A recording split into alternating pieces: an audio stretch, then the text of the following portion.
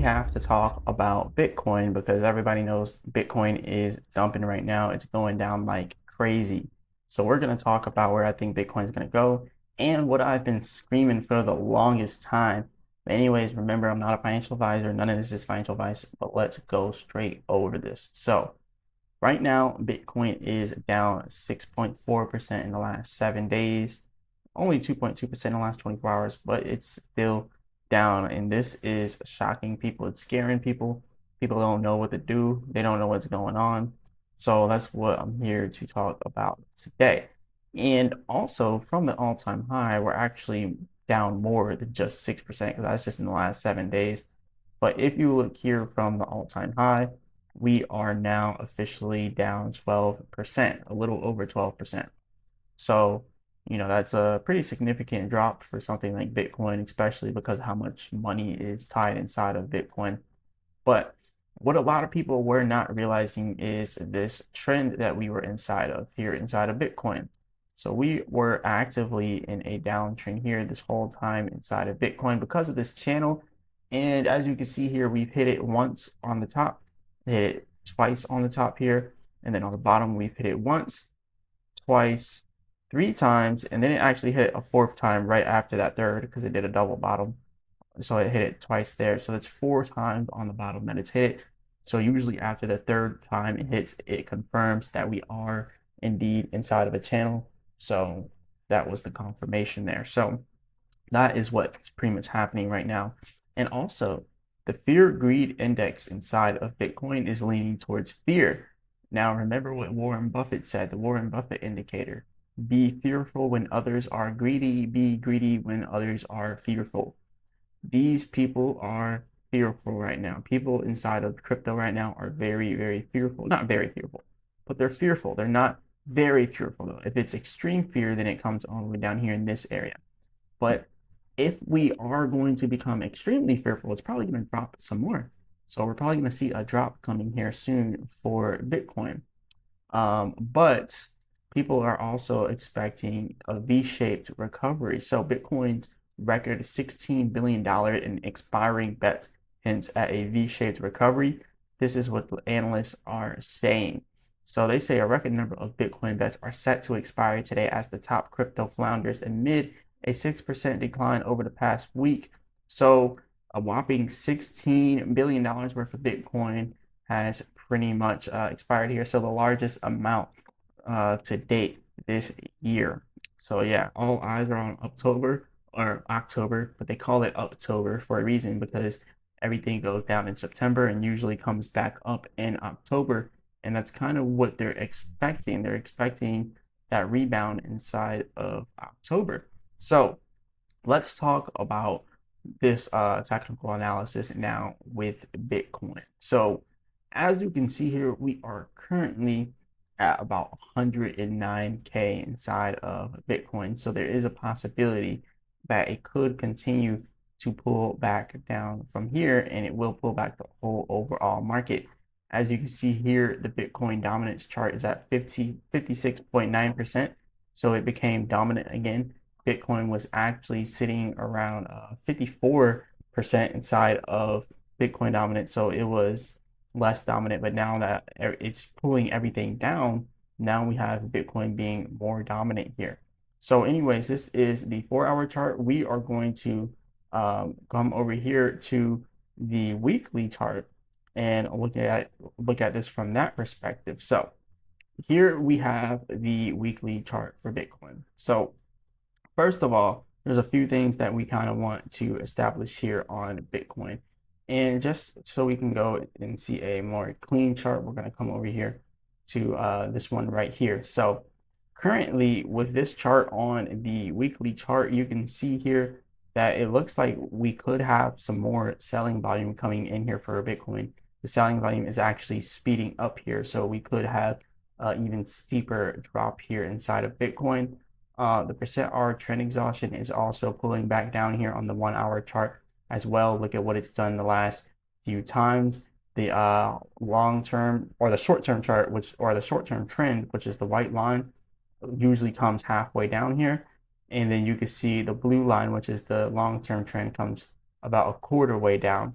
So if this happens again, we can see the long-term trend coming down all the way or halfway down, a little bit down further, because as you can see here, it's gradually getting bigger and bigger. So the next one should end up right here. The next the next time the short-term trend pulls back, it should pull back to that level, and then it should recover from there. And then the long-term trend, as you can see, is also slowly going a little bit sideways here. So then technically the long term should be down to about this level here. And then we should see that recovering alongside the short-term trend. So that's just a possibility. If we follow the previous pattern to a T, that is probably how it'll look if we follow it to a T. But this kind of gives us a good confirmation here, because now we know that we should, have another rise, and we should know when it should be. So not anytime soon, but I do believe that that the pullback is going to be a little bit further. It's not going to be like tomorrow that we recover, but I think it should be sometime during October that we recover here inside of Bitcoin. So that's pretty much what I'm seeing. And then we have the daily chart that we can look at as well. The daily chart shows that the selling volume is just getting started here on the MACD. So that's just getting started with the sellers. The %R trend exhaustion on the MACD has just crossed towards the downside, and now it is working its way down. So we're still bearish while looking at the daily chart. And then we have the 4-hour chart. 4-hour chart looks slightly different with overselling, and it does look like a short-term reversal could happen on the 4-hour chart. So we could see like a short-term reversal coming pretty soon on that side of things. Or we could stay oversold for a longer period of time, kind of like how we did here, but it does look oversold here all the way at the bottom. So we may have some time. So now also looking at the 1-hour chart, the hourly chart is showing lots of buying pressure coming on. And if this is true, that's just going to be short term, because remember, this is the hourly chart. So it is a pretty short term chart, I would say. So you could also look at the %R trend exhaustion on the hourly chart. Both the long-term and short-term trend are on the bottom down there. So even though the MACD is showing buying pressure, it's just because it's a little bit of buying pressure and not much selling pressure. So even though there's still buying pressure, there's not a lot of buying pressure, and there's just not much selling pressure to combat it. So that's why we're seeing it looking like that. But when you look at the %R trend exhaustion, it's still showing that we're bearish here on the hourly chart. So there's that you have to remember. Anyways, that's what we have for the short-term charts. We can look even shorter here at the 30-minute, and yeah, the 30 minutes almost useless to look at if you're thinking about a long-term trend. But yeah, notice that the blue line on the bottom here, this is the long-term trend. So even on the short-term chart, the long-term trend is still bearish. So that's something to be wary of. And then we also have so let's go ahead and bring back our daily chart. So we also have these levels here, and these are some levels that I've been talking about for a while. Let's actually do it on the weekly. And these are 32% drops. You're probably wondering, why do I have these 32% drops here? And I've been talking about this the whole time.